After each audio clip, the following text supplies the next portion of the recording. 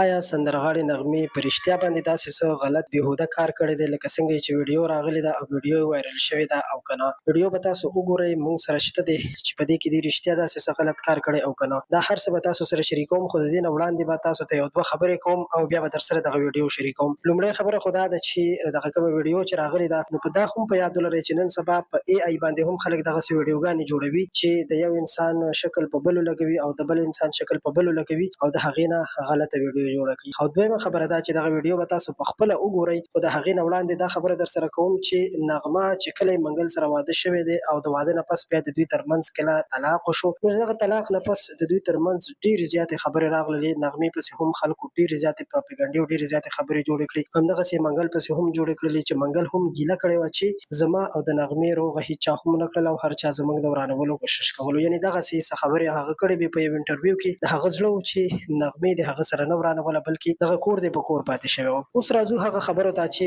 نغمې په ښځینه ذات باندې د ګیلمن کور سره کومه مرسته وکړله، یعنې هغه دپاره کوم فنډ رایزینګ وکړو او یا د هغه کورنۍ سره یې کوم سپورټ ورکړو، نو په دې کې هېڅ شک نشته چې هغې داسې نر کارونه کړي دي. اوس مهال چې د هغې د غلطې ویډیو باره کې کومه خبره کېږي، نو قدرمنو ډېر کسان داسې ویډیوګانې جوړوي چې د شرابو په نشه کې څه غلط کار یې کړی دی، خو د شرابو د نشې نه علاوه به دا خبره موږ تاسو ومنو چې هغې پسې خبرې کول دا ښه خبره نه ده، ځکه چې هغه یو پښتنه ده یا ببغانه ده او کوم حده پورې چې د غلطې ویډیو خبره ده، نو دغه ویډیوګانې خو نن سبا په ای آی باندې هم جوړېږي. الله پاک دې زموږ ستاسو عزت وساتي. نن سبا چې یو څوک مشهور شي هغه هم یو غم دی، بیا ورپسې خلک دغسې ویډیوګانې جوړوي او وایي چې د پلانکي غلطه ویډیو راغله او د فلانکي. نو که تاسو زما خبرو سره متفق یې چې نغمې دا کار نه دی کړی، نو ضرور لاندې په کمنټ کې د نغمې نوم ولیکئ. او که تاسو اوس هم په زړه کې شک لرئ، نو بیا هم موږ ته کمنټ وکړئ، موږ به تاسو ته ووایو یا به تاسو سره دغه ویډیو باره کې نور تفصیل شریک کړو.